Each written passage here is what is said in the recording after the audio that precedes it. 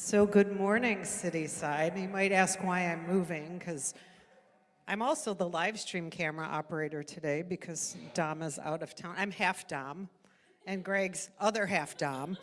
And so Reverend Aimee doesn't know how to do all the fancy stuff, so our live stream friends, I just want to say I was afraid to touch the camera after I got it started, so that's why we don't have a Zoom shot or a second camera, but we send our love to Dom, who actually was coaching us remotely, which was awesome. And everybody like my shirt? Okay, so we're going to give a shout out to Reverend Linda and Michael Cristofano, I can't even speak right now, are setting us up at the LGBTQ wellness fair that's in Logan Square today. Cityside has a booth, so these are new t-shirts. They're going to go on sale next Sunday if anybody wants one. June is all about inclusion. And I hope everyone will go say hi at our booth. We're hoping to meet some new people who will come to Cityside. So with that, I'm going to dive into my talk. I just actually want to say one more thing. I just want to thank everyone who helped this morning get set up. You know, at one point, people were like, we have more people than we need. I'm like, we just have to make everything work today. We're missing a big cog in our wheel. So thank you, everyone who came early. I know it's a holiday weekend, so it doesn't go overlooked, right? Because a lot of people don't want to volunteer or do anything on a holiday weekend. So anyway, okay, let's talk Memorial Day and life. What do you think? Okay. So Sergeant First Class Alwyn Crendell Cash was born in Sanford, Florida in 1970. And he was raised in Oviedo, Florida, as the youngest of 10 children. And when he graduated from high school in 1986, he enlisted in the military, and he served in Iraq and Afghanistan. And in 2006, in Iraq, his platoon was attacked, and one of their Jeeps was blown up, and there were 6 people trapped inside. So when this happened, he was nearby, but he only had slight injuries, but he was covered in gasoline. But he went in to pull these 6 people out, and he got 2nd and 3rd degree burns. And he decided, though, that he should be the last person as the leader to get airlifted out. So he got airlifted out last, and eventually he and several other people died from their burns.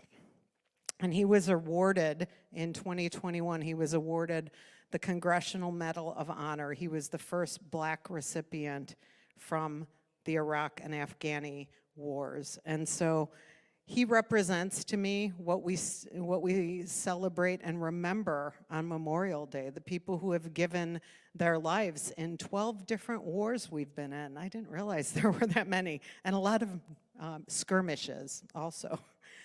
But we honor soldiers, sailors, airmen and women, and Marines who did not return home today. And this holiday actually started, it wasn't actually a holiday to start, it was a few months after the Civil War. Some of the people, especially people who were freed slaves, decided that they were going to come together and honor people who had died giving their lives for their freedom, and they decorated their graves. So it was originally called Decoration Day, but now they call it Memorial Day, and now it's a holiday. But we want to honor everyone who lost their life. And you know, now we're so politically correct, like if you Google it, it says don't honor people who served, but I think that didn't die today, like there's a different day for that. But I just feel like I want to honor everyone who served in our country, because I think about what that must be like. I had a hard time preparing for this talk, which is like, what do you have, writer's cramp?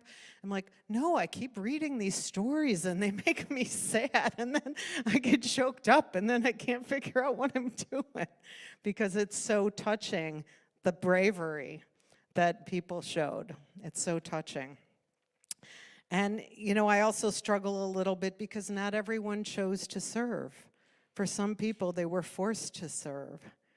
But what I've noticed about the people that I know who have served is that it really did mean something to them. I remember going to the World War II memorial with my Uncle Bill, who has since passed away, but he was in the military, and just how much that meant to him. And at that time, this was many years ago, there were still a lot of people who had served who were still alive, and they would go to the memorial and they'd see this memorial and they got choked up, and they would talk about the stories of what it meant to them to serve with other people, to serve a higher cause. And I actually got to meet Norman Schwarzkopf once, believe it or not. I was helping a friend film something, and Norman was being interviewed. And so I was like lugging stuff around for the camera crew. Maybe that was the, precursor to today, haha. Not so much. But Norman Schwarzkopf went and shook every single person's hand who was marching in the parade that day, who had served in the military. And at that time, there were still people alive from World War I. And you could see how palpable it was to them that they had served something greater than themselves. So we honor them today. And Abraham Lincoln at the Gettysburg Address said, "It's rather for us to be here dedicated to the great task remaining before us, that from these honored dead we take increased devotion to that cause for which they here gave the last full measure of devotion, that we here highly resolve that these dead shall not have died in vain." So we remember those people today, and we give thanks for them, because even like I struggle with how I feel about war. I'm just going to be honest, I struggle with it, but I also know that like we live in this human consciousness of scarcity and an eye for an eye in the bigger world, right? And so we know that these things happen, but we honor them. And our focus today, Linda and I were supposed to be doing this talk together, so I'm half Aimee, half Linda today. I'm half a lot of things. Maybe, what does that make me, a third, a third, a third? I don't even know what I am. Anyway, but we want to remember those we lost today, and we want to do this from a personal place. I don't know if did anyone lose someone in any of the wars that we've been in? Okay. Do you want to speak their name out loud for us? Are too many of them? Two Estebans, okay. Wow.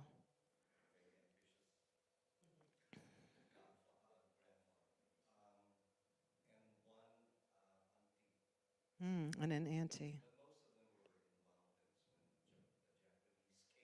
Hmm. Hmm. Oh, thank you. Wow, and your dad survived. That's beautiful. It is a different generation, and yet I remember it with my parents, right? Because in World War II, everyone was involved, right? Even if you were home, you were helping with something. And it definitely created a certain consciousness. So we're going to remember those we've also lost in our life today and explore the gifts that they brought to us, and then recommit to the meaning that is seeking to express through us.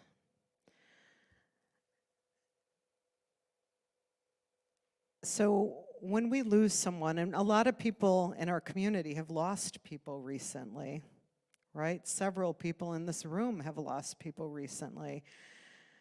And one way we recover from loss of a loved one is to find meaning in their life, right? To find meaning in their life and what they meant to us.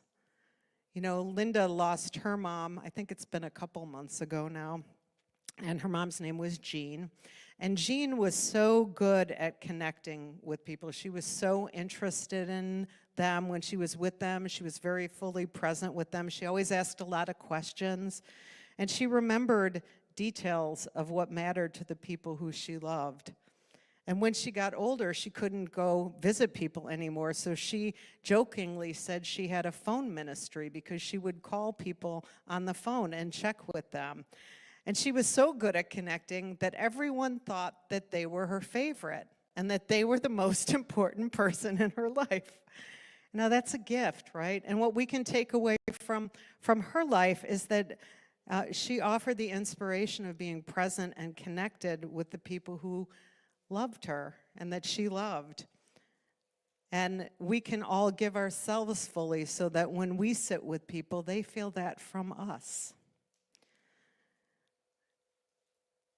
And I lost my sister about a month ago, as most of you probably know. And my sister had a particular affinity for people who needed help. You know, the people who were lonely or the underdog. She always these people would find her. And she worked a lot with an organization called PADS in the western suburbs as a volunteer. She would work in the middle of the night and go to work in the morning, and she hadn't slept. I don't really know how she managed to do that. But there was one time she had promised her old sofa to a gentleman that she knew through PADS. She had gotten a new one, so she said, you know, I don't need this old one anymore. You can come get it. And so he came to her home, and it was in the basement, and they couldn't get it up from the basement. It kept getting stuck. You know how that happens when you're trying to move things and you don't know what you're doing? Anybody else ever done that? And so she literally gave him her brand new couch. And everyone in her family was like, what is wrong with you? But you know what she said? She's like, he needed it more than I did. And that's how my sister was. She would give the shirt off her back to anybody. So she was very generous, and that she was very kind. And she also remembered people, kind of like Linda's mom. You know, all my cousins were writing me on Facebook and otherwise, and they were like, your sister sent me a card every single year on my birthday. I'm like, I knew she did that with us. I had no idea how many people she did that with. But you know, that means something to people. It seems like a small thing, but just remembering people. So when we're recovering from our grief, from our losses in life, Elizabeth Kubler-Ross is someone who comes to mind. You know, she's famous for the 5 stages of grief, and if anyone doesn't know what they are, it's denial, anger, bargaining, depression, and acceptance. Those are the 5. And there was a gentleman that worked with her named David Kessler, and his own son died unexpectedly. And after his son died, David went to Elizabeth's family and said, you know, I'd really like to add to her work. I'd like to add to her work. And he said, what I'd like to add is a stage called finding meaning in the life of the loved one. And finding meaning is a critical part of moving through the loss and moving through the grief. And you know, it's true also if we have grief about other things. It doesn't have to be that someone died. It might be like a relationship that we loved or a hope that we had for our life that didn't quite work out the way we wanted to, or you know, it might be the loss of a job. I mean, this is true in any loss in our life, that we have to move through it, but the only way out of it is through it, right? And so often we just want to slap a Band-Aid on and say, I'm okay, I'm good, right? Don't make me look at it. And I know for me, with my loved ones, I can't remember if I said this the last time I spoke. Did I share my sister also had an Alzheimer's diagnosis? Did I share that? I think I did. And so I feel like for her, there was a blessing in her passing too, because she missed that whole terrible part of things. But when I think about her, and then I'm sad that she's not here, the other thing I know about her is that she would want me to be happy. Like, she was so happy when I met Rich. She was just, and I think that's true for all our loved ones. So when I think about grief, I'm like, we want to live there as long as we need to, but we don't want to plant the flag of our life there and not move forward from there. We got to, you know, give ourselves time, but then we move forward from where we are. But we know the loved one would want us to be happy if they were sitting here. And I don't know if this happens to anyone else with the people you've lost in your life, but sometimes I almost feel like I get a pop-in from them where I like almost feel like I have their energy. I can feel their energy when I think about them. And, you know, it's always a positive pop-in, right? It's like something about that essence of the person, right? You know, after my sister passed, I was looking at photos of her and times in her life when she was happier, and it's like, that's what I get in the pop-in. I get the happy essence, right? And so we give ourselves time, but we want to keep moving. And when I think of meaning, I also think of Viktor Frankl, Man's Search for Meaning. If you haven't read it, everyone should read this book. And I've told his story before. He had a chance to leave before things really got bad with the Nazis, but he said, you know, he was already doing his important logotherapy work, I think, or at least an early version of it. And he said, you know, I can't leave my mom and dad. And Victor was in 4 different concentration camps. His mom, his dad, and his wife all passed.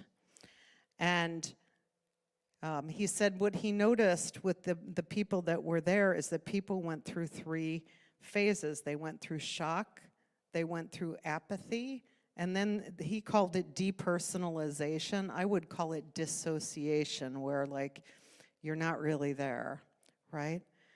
But what he noticed was that the people who managed to survive and thrive had deep inner meaning. They had a deep inner life, and that they fed that deep inner life and found meaning in their suffering.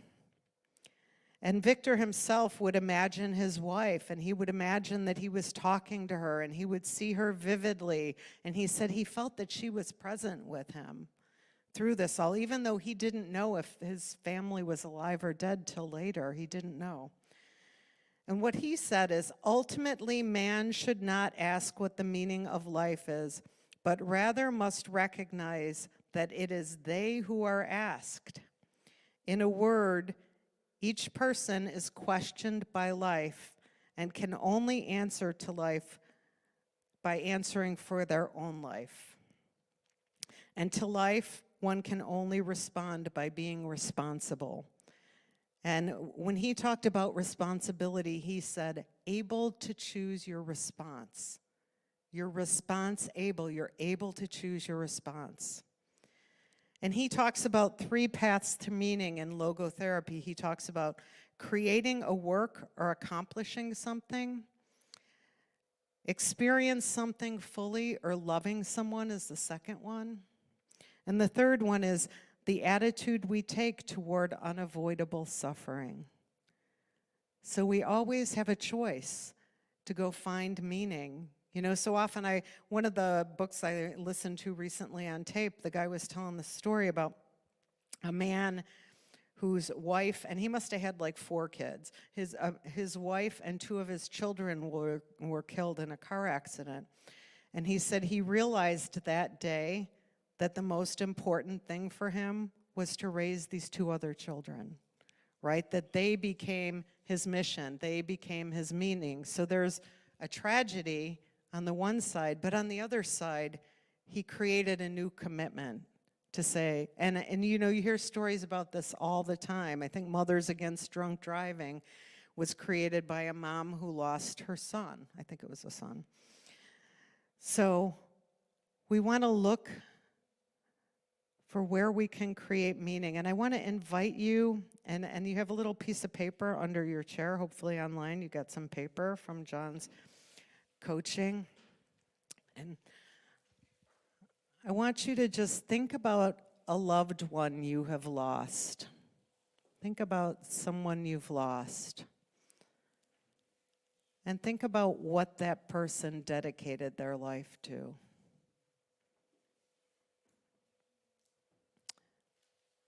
And what meaning have you found in their having lived their life and have been being part of your life?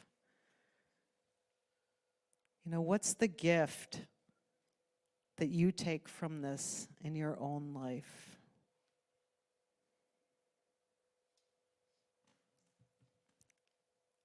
Just take a minute, write it down. Maybe Greg will give us a little underscore for a sec.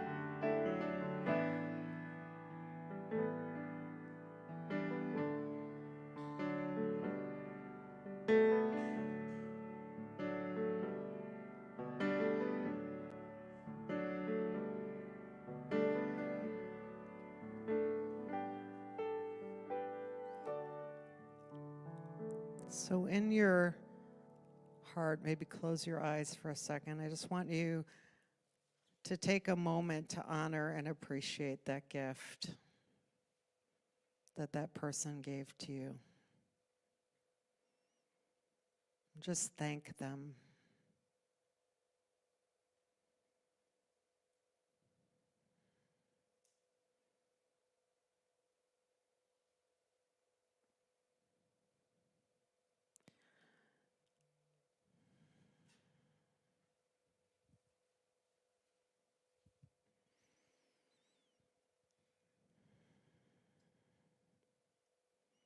And I just invite you to open your eyes, and we're going to take a minute, like a quick minute, and I want to invite you to share with the person next to you what that gift was that you got from the person, if you feel comfortable. And if you're online, type it in the chat. Share with your friends online. What was the gift that you got?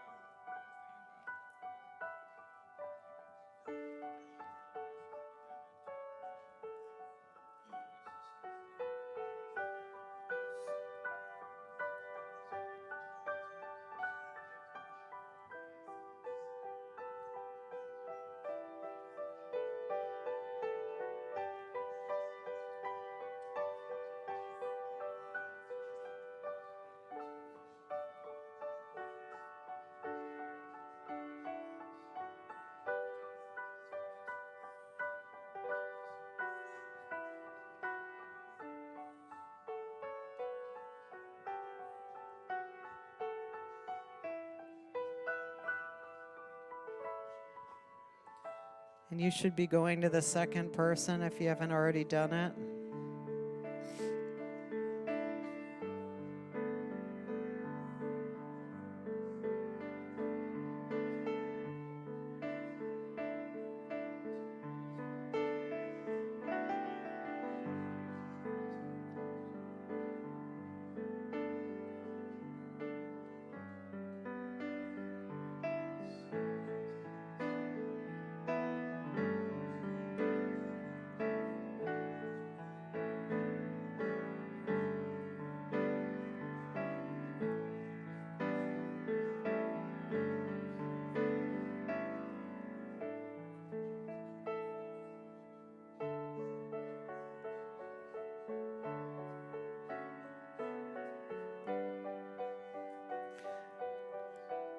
Okay, you could probably talk all morning, but that might get boring for our friends online. So I just want to invite everyone back. You can share more after service if you want. Because now we're going to talk about how do we take that gift and intentionally choose to create meaning in our life from that point. Joseph Campbell said, "A hero is someone who has given his life to something greater than himself." Mark Twain, and this is for Rich, who's probably watching online, said, "The two most important days of your life are the day you were born and the day you find out why." Howard Thurman said, "Don't ask what the world needs. Ask what makes you come alive and go do it. Because what the world needs is people who have come alive." And Jesus said, "Where your treasure is, there will your heart be also." And Rob read to us from Wayne Muller, from one of my favorite books, How Then Shall I Live? All we are is a result of what we have loved. What we love draws us forward and shapes our destiny. Our love teaches us what to look for, where to aim, where to walk. With our every action, word, relationship, and commitment, we slowly and inevitably become what we love.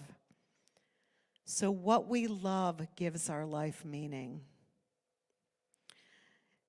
Wayne Muller reminds us, whatever you're giving your time and attention to day after day, this is the kind of person you will eventually become.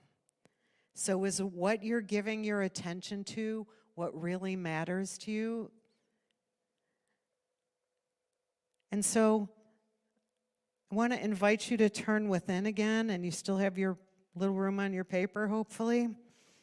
And I just want you to spend a few moments in reflection with me. So you might want to close your eyes. Just ask yourself, to what are you devoting yourself? Just take an honest look at your life, where you're spending your time. To what are you devoting yourself?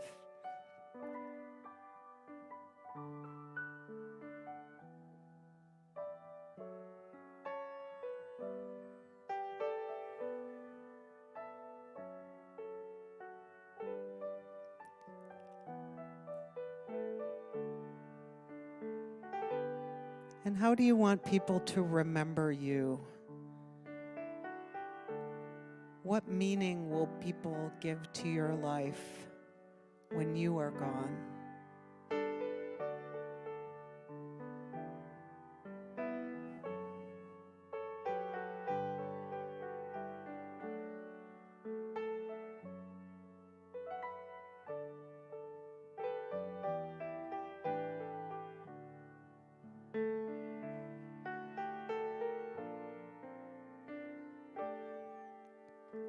What are you devoting yourself to? And what do you want to be devoting yourself to?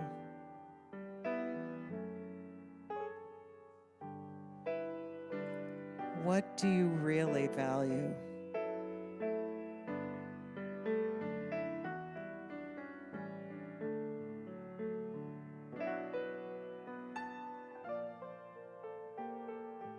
And are you willing to commit yourself to this, to really be devoted?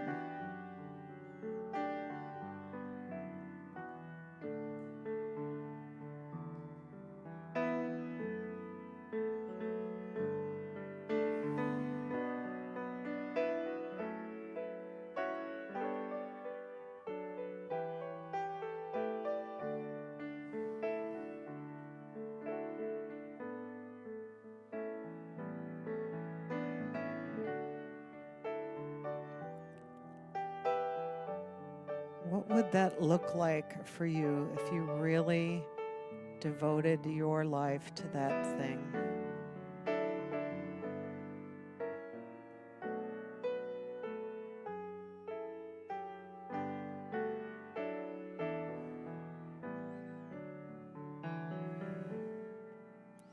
And so just to get everyone's voice in the room, I just want you to speak couple words of affirmation out loud with me. I'm devoting myself to, and then fill in the blank. Devoting myself to going deeper. I'm devoting myself to being more loving.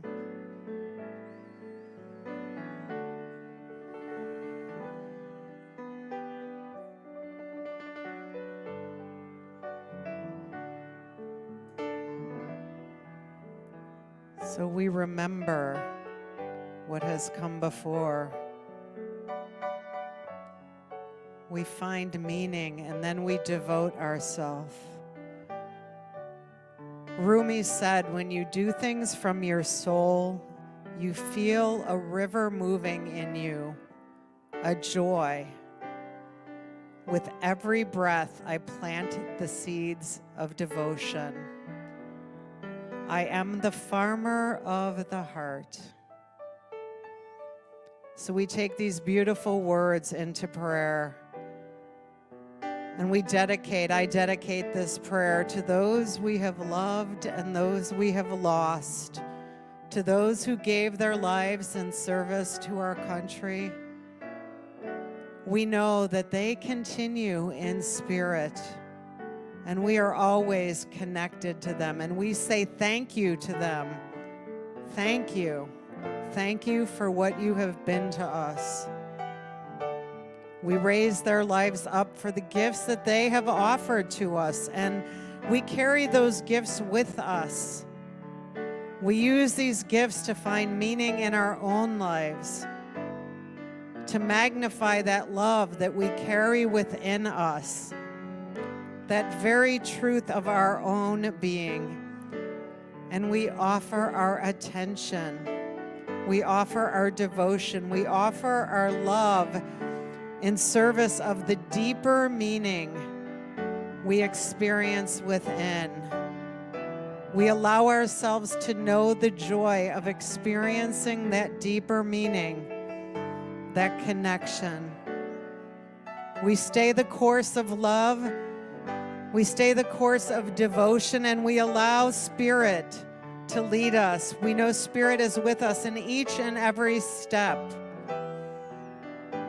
As we move through the changes of our lives, the gifts we have been given by all that we love, all our loved ones, we carry them forward with the meaning of our lives. We express deeper devotion to this meaning, and that we know that as we say yes to this, Spirit says yes in return and leads us and guides us forward. I just know for all of us that we allow this deeper expression of love, which we are, to lead us and to guide us.